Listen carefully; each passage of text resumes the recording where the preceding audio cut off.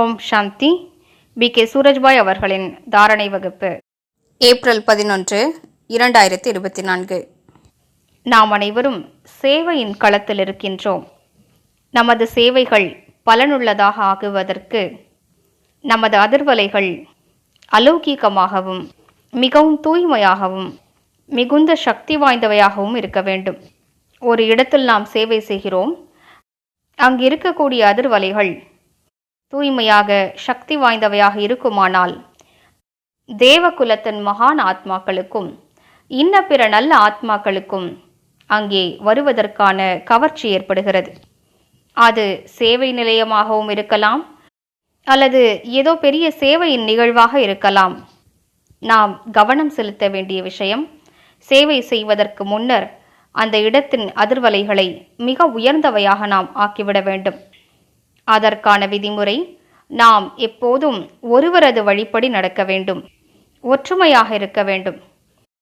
ஏதோ சூழ்நிலைகளின் காரணமாக பெயர், புகழ், மரியாதை ஆகியவற்றை எதிர்பார்த்து எனக்கு தான் வாய்ப்பு கிடைக்க வேண்டும், இவருக்கு கிடைக்கக்கூடாது, எனக்கு தான் கொடுக்கப்பட்டிருக்க வேண்டும், இவருக்கு ஏன் கொடுக்கப்பட்டது, இப்படிப்பட்ட விஷயங்களின் காரணமாக மோதலில் ஈடுபடக்கூடாது, மனஸ்தாபம் ஏற்படக்கூடாது, கோபித்து கொள்ளக்கூடாது. பலரிடமும் கோபித்து கொள்ளக்கூடிய மிகுந்த அழுக்கான பழக்கம் இருக்கிறது. பகவானுடைய குழந்தைகளே கோபித்துக் கொள்கிறார்கள். 4-5 பேர் அவர்களை சமாதானப்படுத்துவதிலேயே ஈடுபட்டிருக்கிறார்கள். இது பார்ப்பதற்கு நன்றாக இருப்பதில்லை. நாம் இதனை செய்யக்கூடாது. நாம் பகவானுடைய காரியத்தில் ஒத்துழைப்பு வழங்குவதற்காக வந்திருக்கிறோம். அதில் நாம் ஒருபோதும் தடை ஏற்படுத்தக்கூடாது. எனவே மோதலிலிருந்து பாதுகாப்பாக இருப்போம். அனைவரது மனநிலையும் ஒரே சீராக இருக்க வேண்டும். சேவைக்கு நிமித்தமானவர்கள் கூட கவனம் செலுத்த வேண்டிய விஷயம், சேவையின் வெற்றியானது நமது ஒரே சீரான மனநிலை மற்றும் ஒற்றுமையில்தான் அடங்கியிருக்கிறது.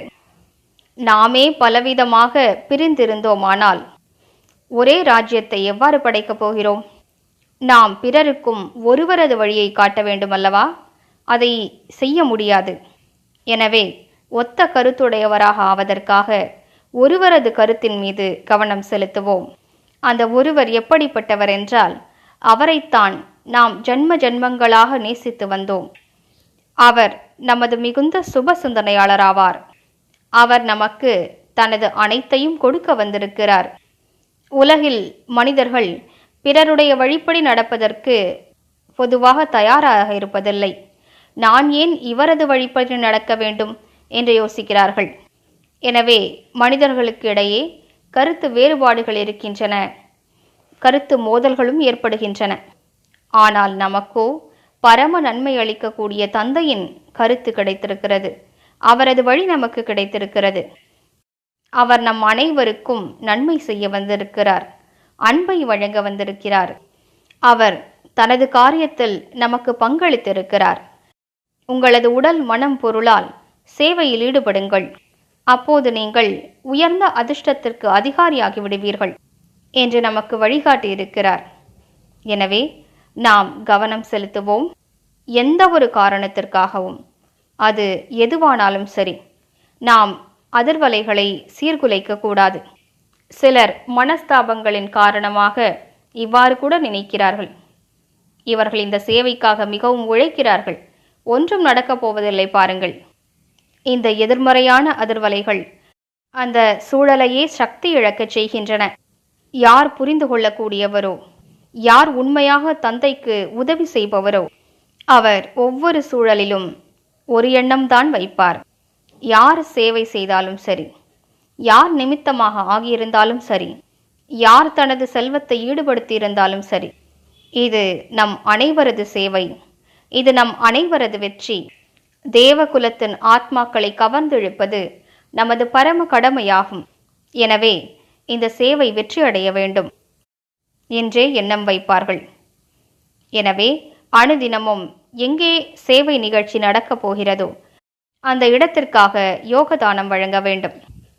உதாரணத்திற்கு, நான் பரம தூய்மையான ஆத்மா ஆவேன். பாபாவின் தூய கிரணங்கள் என் மீது பொழிந்து கொண்டிருக்கின்றன. அவை எனது கண்களிலிருந்தும் நெற்றியிலிருந்தும் வெளிப்பட்டு எங்கே சேவை நடைபெறுகிறதோ அந்த இடத்திற்கு செல்கின்றன. அந்த இடம் முழுவதும் தூய அதிர்வலைகளால் நிரம்பிவிட்டது. நான் மாஸ்டர் சர்வசக்திவானாவேன். பாபாவின் சக்திகள் என்னில் நிறைந்து என்னிலிருந்தும் வெளிப்பட்டு அந்த இடத்தில் சென்று பரவுகின்றன. அந்த இடமே சார்ஜ் ஆகி கொண்டிருக்கிறது. யார் இங்கு வந்தாலும் அவர்கள் சார்ஜ் ஆகி விடுவார்கள். அவர்கள் தமது தேவ சொரூபத்தை கண்டறிந்து விடுவார்கள். அவர்கள் பாபாவை சந்திப்பார்கள். எனவே இன்று முழு நாளும் இந்த 2 பயிற்சிகளையும் மேற்கொள்வோம். மேலும் நாம் அனைவரும் பாபாவின் நல்ல குழந்தைகள் என்ற நினைவில் நிலைத்திருப்போம். ஓம் சாந்தி.